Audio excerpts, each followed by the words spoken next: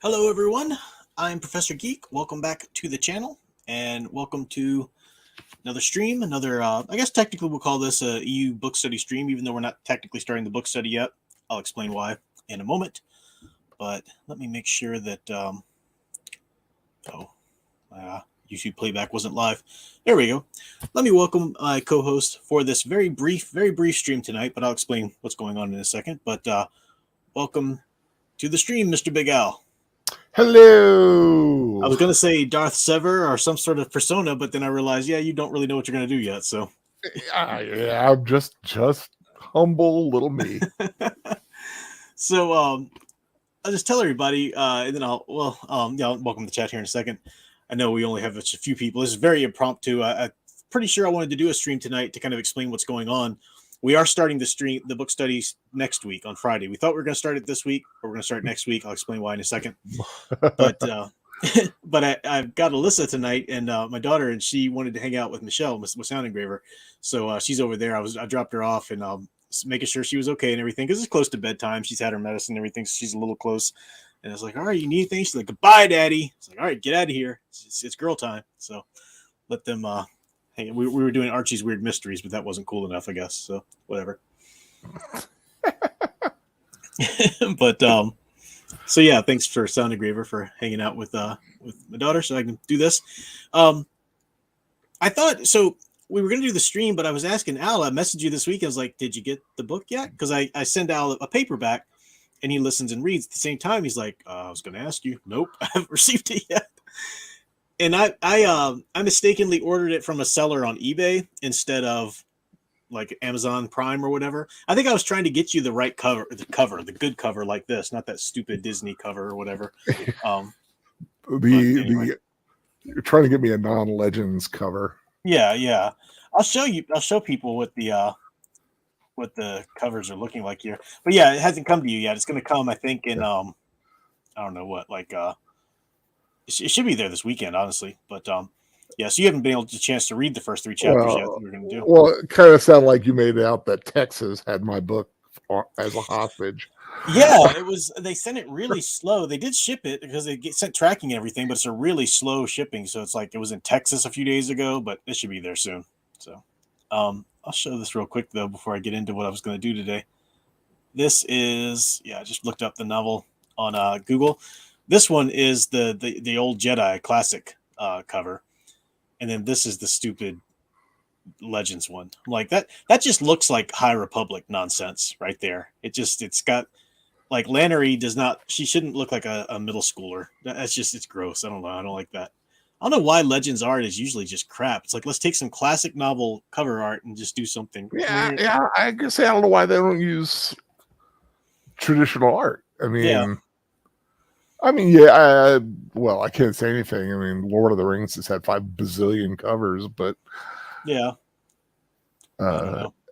But yeah, when you look at it, because I've seen some, excuse the language, but ugly covers on some books.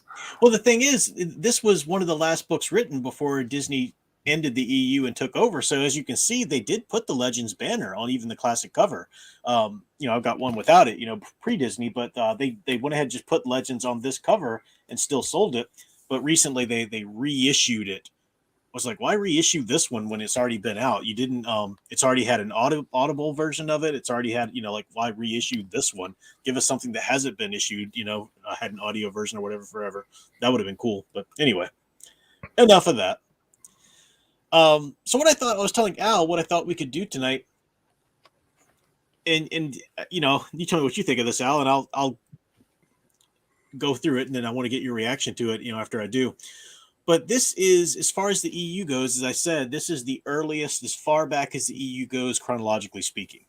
One of the most recent things written in the EU, but it goes chronologically back as far as the EU goes, and it's called Dawn of the Jedi for that reason.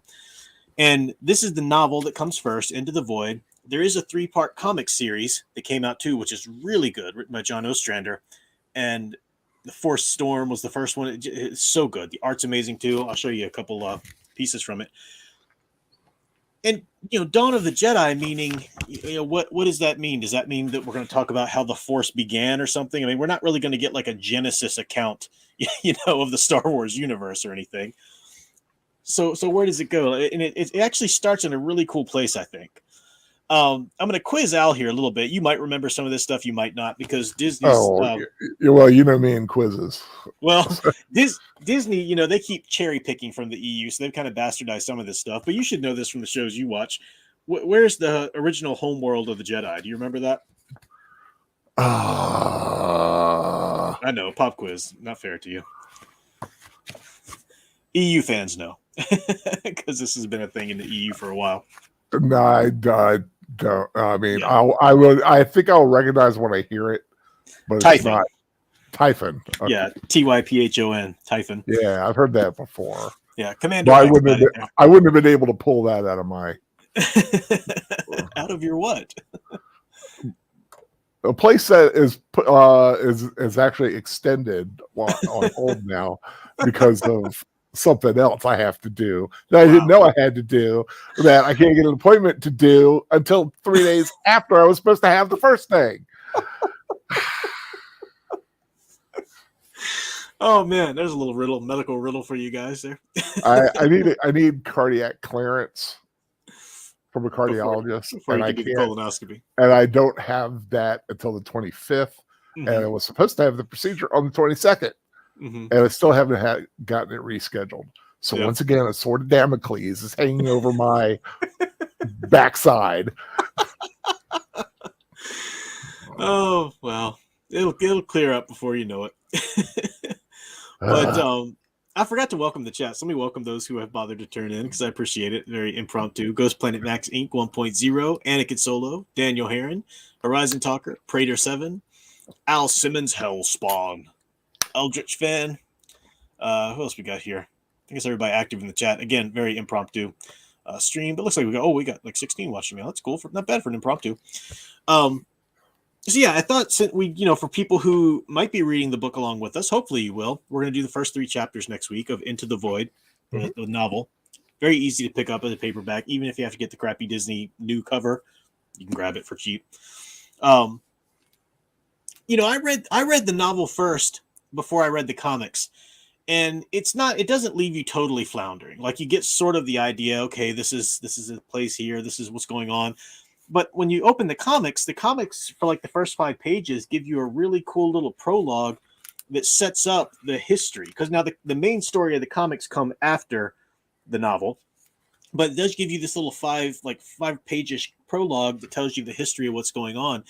And it's the history of not the Force itself, because that's a little too cosmic to give an origin of, but it's Mhm. how the Jedi came about, how they came to be, how the people came to Typhon to begin with, and so forth. So that's what I'm. Go ahead. Is it more as a people or as the organization we know as Jedi? Like were they a race like this? Well, the Sith were a race at one point. Well, the Sith were dark Jedi who broke off and then found the Sith alien race and integrated Oh, into okay, them, to the that's point where they it. just became Yeah, synonymous with Sith. But but were the was it Jedi or yeah, however it's yeah, were it's they one particular race of beings that kind of no. In fact, that's part of what I'm going to show here now. oh I'll see there. First, they were called the Jedi, which is a certain thing. It's a Dibendu word meaning balance, cosmic balance, or whatever. So we'll find out what the Jedi were and how that you can piece together in your mind how that eventually evolved into the Jedi, Gedi, but or Jedi. But I think that if the EU hadn't ended, we would have gotten a lot more books in this series, and it would have bridged the gap a little bit more, which I think is Mm-hmm. pretty cool. But maybe one day. The Old Republic stuff all takes place at this time. So not old, it doesn't take place this time, but it references this time. So for those who played Knights of the Old Republic, you know that as you're off searching for Revan and Malix, you're on their trail and you go into the different keys that they found and plays the star maps. They eventually find this thing called they were going after the Star Forge, which was this cosmic weapon built by this ancient race of the Rakatans. And if you played Knights of the Old Republic, you actually go to the Rakatan homeworld. Well, this Dawn of the Jedi is taking place during the time that the Rakatan Empire is still heavy. It still holds sway. It's the Infinite Empire, they call it. Mm-hmm. The Rakatans are this weird looking race of people. It's a cool character design visually, but like I'd be so afraid somebody would just like lop my eyeballs off if I was a Rakatan. Let me try and find a good close up image of them. They're really weird looking race of beings. As opposed to some of the other weird looking race of beings. Yeah, but this one's just a little. Here, let me show you what I mean.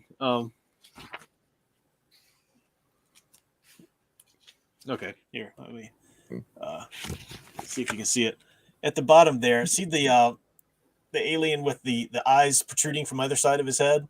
Oh yeah. Like if you were in a battle, all somebody's got to do is go down the side of your head, and boom, you're blinded, bro.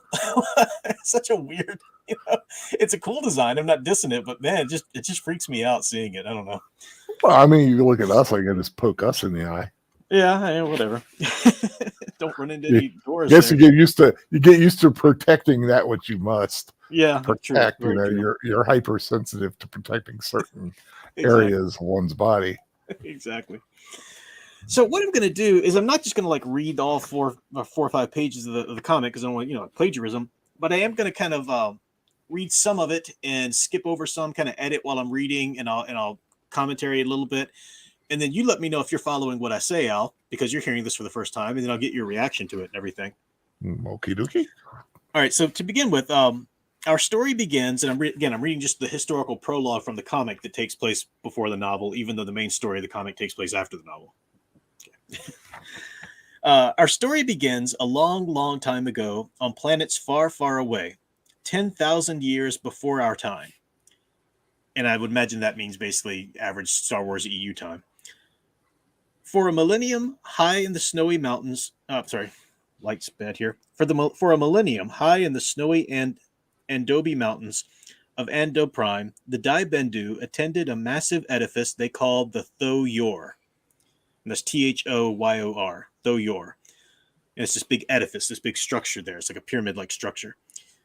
The monks knew the Tho-Yor, so these Dibendu monks, and this is what the Dibendu look like. They're sort of like almost like a Bothan a little bit with the snout, but the Dibendu race.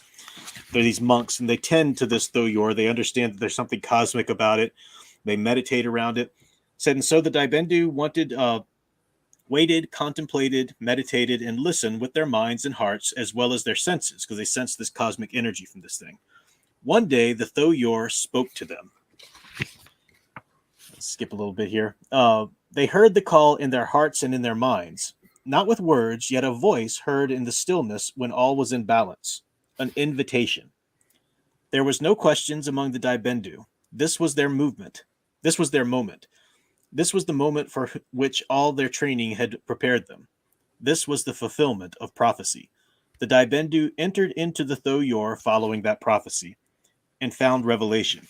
So they enter into this big, this big pyramid-like structure, which is a spaceship, and it takes them away once it calls to them.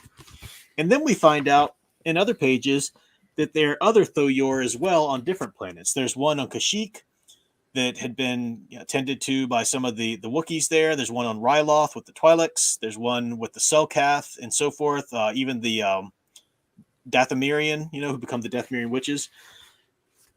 I think it's 8 in all, I believe it is, that across the universe, this far out planets gathers up these races that we know from the Star Wars universe. And I'll continue reading it a little bit here for.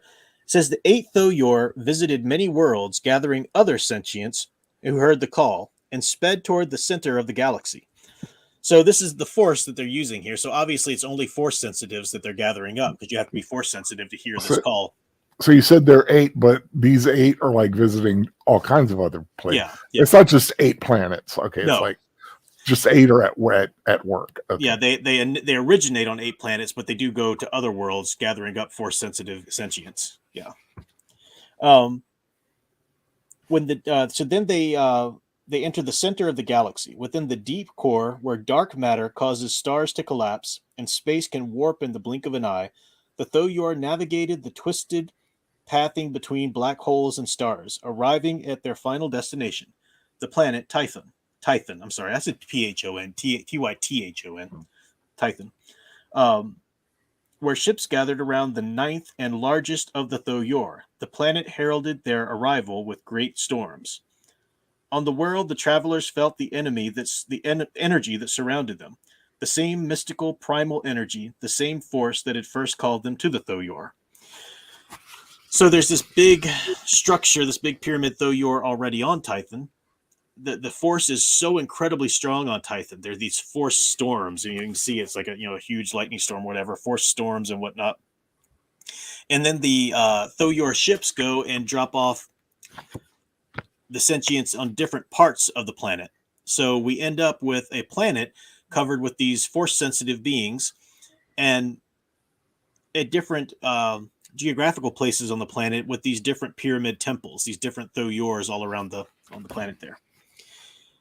And they find out that this world, Tython, is really so filled with the Force, it's kind of hard to live on unless you've got the Force. Now, all of these people are Force sensitive, so they're fine.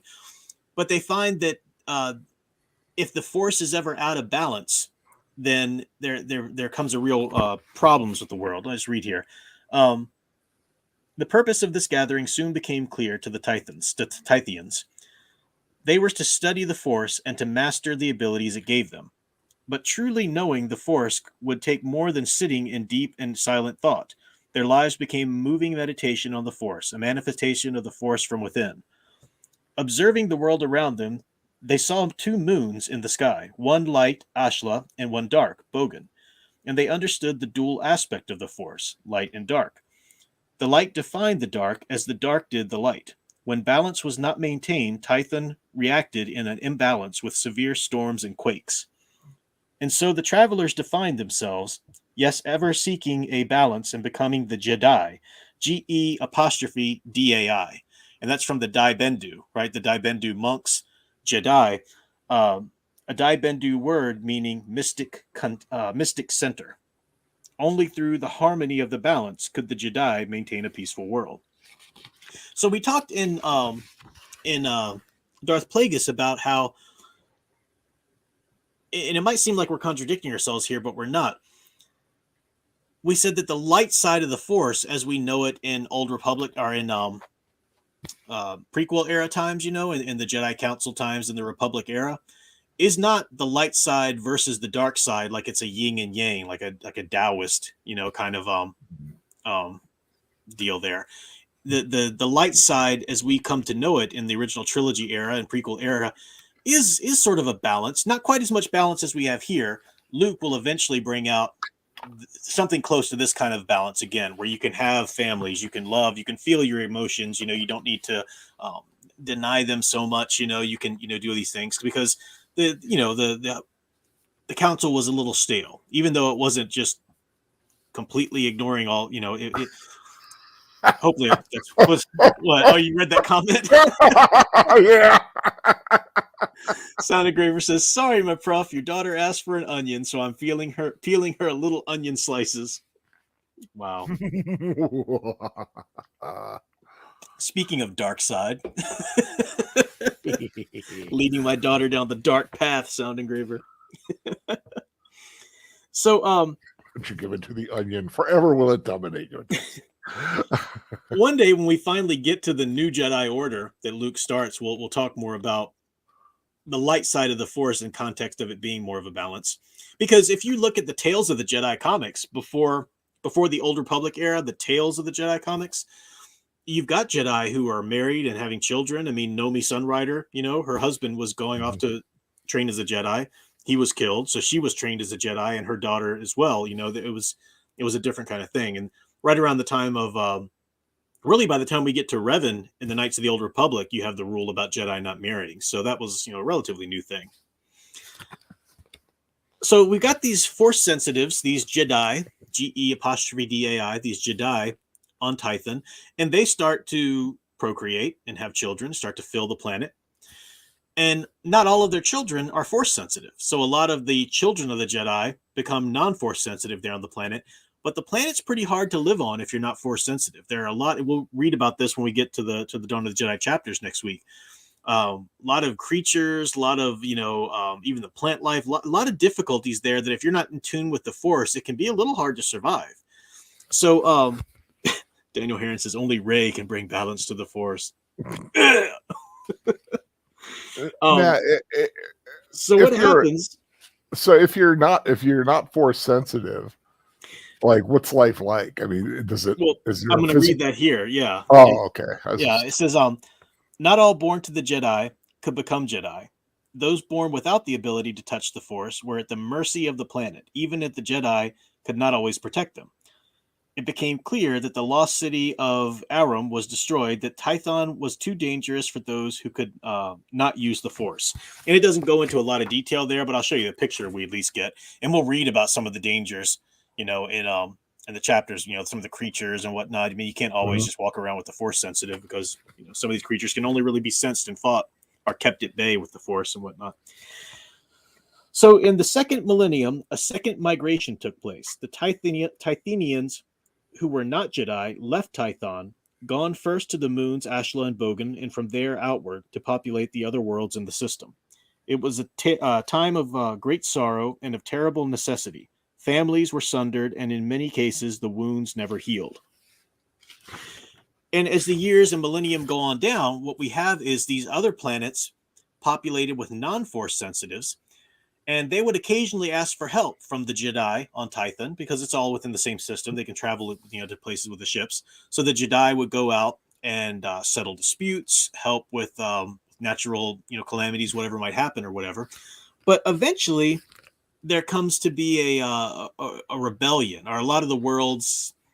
There's this divide in this deep-seated, you're the Force, and we don't need you in our place. Stop coming over here to meddle in our affairs and tell us what to do.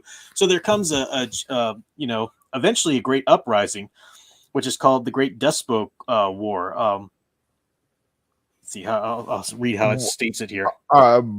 I've got a question. I don't know if it's going to be answered or not, but yeah, sure. Go ahead. Give it to you.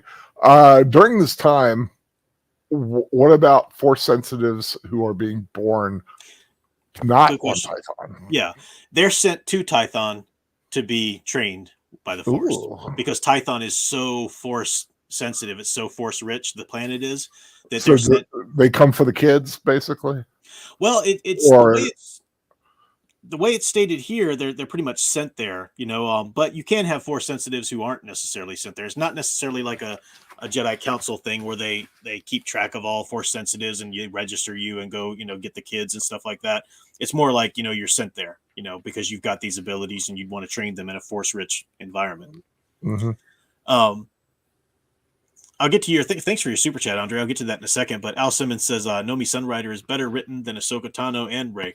Boom. Yes. Let me read this here. If you had a mic, if you had your mic separate, you drop it.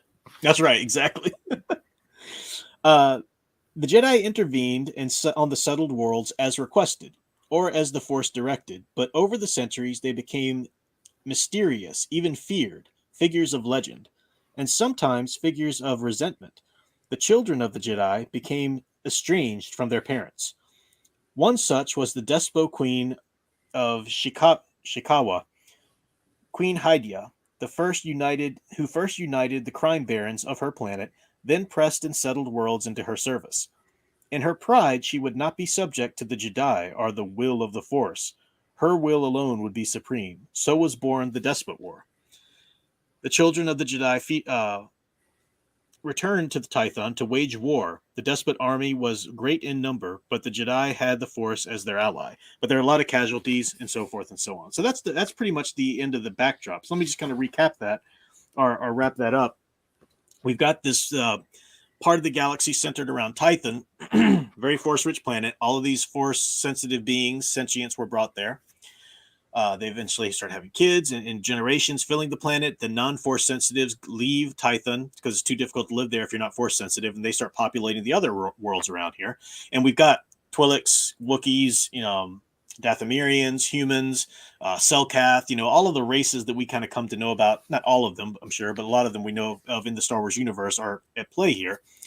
And they're not always on their own planets. Eventually they'll make it back to like their home world of Kashyyyk and Ryloth and so forth. This is, and it's not all of the Twi'leks that leave Ryloth. It's just the force sensitive ones that were centered around that Tho-Yor pyramid. It's not all the Wookiees that leave Kashyyyk. It's just the ones that were force sensitive around that pyramid and so forth. And this is how the Jedi, come about. And eventually we're going to see it develop into the Jedi and so forth. So there's this enmity between a lot of the surrounding worlds and the Jedi. We do find out that the Jedi Order, you've got younglings, journeymen, rangers, and masters. If I got those 4 categories right, I might be missing one. But as you grow, you become a youngling first, then a journeyman or a journeyer, then a ranger. A ranger's going out into the other planets, settling issues and helping things, and then a master ultimately. As we're going to see when we get to the book's going to kind of explain some of this, but as you grow on Tython to study the Force, you become you go to like one of the centers, one of those pyramid centers. Remember that Tho-Yor went to different parts of the planet and dropped off the sentients, and these pyramids become sort of centers of different parts of learning. So like there's a center for more science, there's a center for more hand-to-hand or saber skill and whatnot. Do we discover who built the Tho-Yor? Not right now. Not in this book or in this comics. There's a lot more that I think it's such a shame that the EU wasn't allowed to or able to go ahead and develop more, which is a shame. Lots of onion talk on the chat. I know. Stop it with your dirty, foul mouth talk in the chat there. AL talking about raw onions unless it's Vidalia onions. Hey, who started it? I didn't. Sound Engraver did. Yeah, I'm gonna say your little fiance did. Yeah. So yeah, there's a lot of unanswered questions. Now, I haven't played through all of the expansion packs of Star Wars: The Old Republic yet. Working on it. Get through it one day. One thing I do like about that, I still wish that the Knights of the Old Republic had a proper trilogy. I wish they had a proper part 3, but it moved over from BioWare, and it became this MMO, which is great as far as MMOs go. One thing I do like about it is with a lot of the expansion packs and whatnot, they do go back and fill in some of the story. So you're at a place in the Star Wars timeline after Knights of the Old Republic, obviously, but they do have ties. You go back and find out things about the Knights of the Republic era. Sometimes they snap back all the way to like maybe Dawn of Jedi times, because even every new expansion pack that comes out on STOR is still set in the EU technically. So it's interesting. It's fun. I don't know all of the connections. There might be some answers to some of these questions that I just haven't gotten to yet. But as far as these books and novels go, it's a real shame that we didn't get more development, because it could have been really cool. But anyway. Well, maybe one day. Maybe. Be great to have these specific authors, John Ostrander and Tim LeBon, and people come back and finish it up. are develop it more outside of the Disney canon, just in its own thing. Now, I do have the library bound copy of Dawn of the Jedi because I think it came out in hardcovers too at the time. But what's cool about it is it has a little preview in the middle of the comic book. This might be only a library bound thing, but it's got a little preview of some of the comic pages to get you to go buy the comic as well. There's a really cool Cathar, a master of martial arts and stuff. Pretty cool. Sweet. Great art, yeah. I always like the days when like the books would come with little previews, like especially novelizations of films. They'd have pictures of movies in the middle. Yeah. The little slick pages in the middle of it where you knew that there was going to be some pictures and stuff, cool stuff. Yeah. So that's the background. I just got we were going to start tonight, but since we didn't get to start, I thought, well, it'd be a good chance just for those who aren't experts on the EU or haven't read this stuff before or the comics, just to kind of know where we're at. Yeah, when we say Dawn of the Jedi, we don't mean like I said, the Genesis account for the Jedi Star Wars universe. It's not that. It's how it's not Obi-Wan Kenobi sitting there with a cup of coffee watching the sun come up. Yeah, exactly. The Dawn of the Jedi. Yeah, nice one. Yeah, it's one of the forerunners of the Jedi Council, the Jedi Order as we know it, and so it's pretty cool. It's pretty cool. Get it, even just to get the etymology of the word Jedi, meaning cosmic balance, or mystic center is what it was. I keep saying cosmic balance, mystic center. So cool stuff. And that's pretty much all I got for you tonight. Any what do you think about that, Al? Just general first reactions to hearing that. Does it sound intriguing or kind of? It sounds intriguing. I'm looking forward. I like origin. Something when you go in and you watch like Lord of the Rings and they have that thousands of years ago, and that whole little prologue. Yeah. Stuff. I like that, and I like it when it's kind of expanded upon. Yeah. I'm going to get to Praetor 7's question here, and then I'm going to get to that super chat, Andre. I haven't forgotten it. I appreciate that support. Praetor 7 says, does this book take place all within one system? That's a good question. The answer is yes. Dawn of the Jedi takes place all in one system. Part of the important part of the story is that the individuals in the system have no way of breaking out of the system. So, like, the Twi'leks on Tython can't just go back and visit their home world of Ryloth, because remember, the Thoyor went through this deep center of space where the black holes were and all these things, and they would need something called a hypergate, if this thing even exists, like a mythical hypergate, to get back to other parts of space. So they are bound to this one system around Tython here. That's an important part of the story that we'll get to. So, well, I mean, in the more quote unquote present time of like Battle of Yavin time. Yeah. Would the planet be accessible with light speed and hyperspace? Yeah, like in the Knights of the Old Republic, you go to Tython. Part of that story is the Jedi eventually leave Coruscant and set up on Tython again in the Old Republic era. But I didn't know if it was something like maybe like an altered dimension or special. No. Because you're like mentioning black holes, and I'm like, whoa, that's pretty serious stuff when you start dealing with black holes. I think with hyperdrives and stuff like that, the development of the technology or whatever, that's the idea. They were able to get through more of it. Now let me get to Andres. He said, as a Catholic, what are your thoughts on Vader's line, "I find your lack of faith disturbing"? Well, that's a kind of weird question. I mean, it's fun to say. It's fun to talk to people who are like, Mary's just a woman. She's not. Mary. The Bible doesn't say, "I find your lack of faith disturbing." It's fun to say that, but it's you don't really want to identify yourself. I have to remember that if anybody ever like starts in on me, I find your lack of faith disturbing.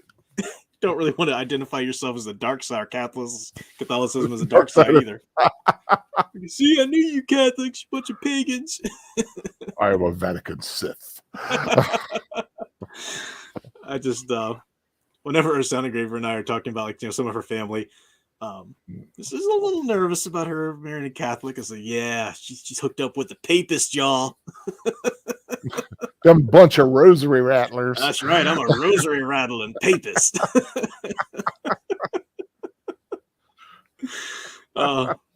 But thank you for the super chat. That you and Daniel Heron too. I think I read Daniel Heron's. Yeah, I did the Ray one. Yeah. Gotcha. Yeah. So like I said, it wasn't going to be a long study. I'm sure Alyssa's about to expire over there. I'll have to go get her and take care of her here. But what's coming up for you, Al? Do you have any closing thoughts about this, or things that are coming up on your channel, people? Well, I'm looking forward to the book. I always I like doing these. Yeah. One, because I just love spending time with you. I know. So and fun. I mean, all joking aside, I do miss the studies. Yeah. Our getting on here and stuff. And, yeah. But yeah, I keep myself busy. I've got a rewatch tomorrow night, 10 o'clock on my channel, Big Al Presents. We're doing High Road to China from 1983, starring Tom Selleck. Oh, nice. And Bess Armstrong. It was kind of his chance to do a Raiders of the Lost Ark type of film. Yeah. It was that Indiana Jones era where everything was trying to romancing the stone, all those sort of all those films started coming out, and Tom Selleck, who was originally going to be Indiana Jones, didn't get to do it. Yeah. But this was his chance to kind of do an action. Yeah. A historical action romance kind of a film. So I got that. I'm going to have, of course, more reviews coming out as I get to them. I put a new one out tonight, Sympathy for the Devil, starring Nicolas Cage. So other ones I put out this week, I did the Babylon 5 animated film, which does not come out until the 15th. That's right. Seen it already. That's something I'm excited to try out and see if I like it. I'm looking forward to that. I enjoyed it very much. So I hope you do too. But I did that, the beanie bubble film that Apple was on Apple, and I plan to probably tomorrow do Heart of Stone with Gal Gadot, which I still got to watch the last 20 minutes of. Okay. I was watching it earlier and before we did this. So. Yeah.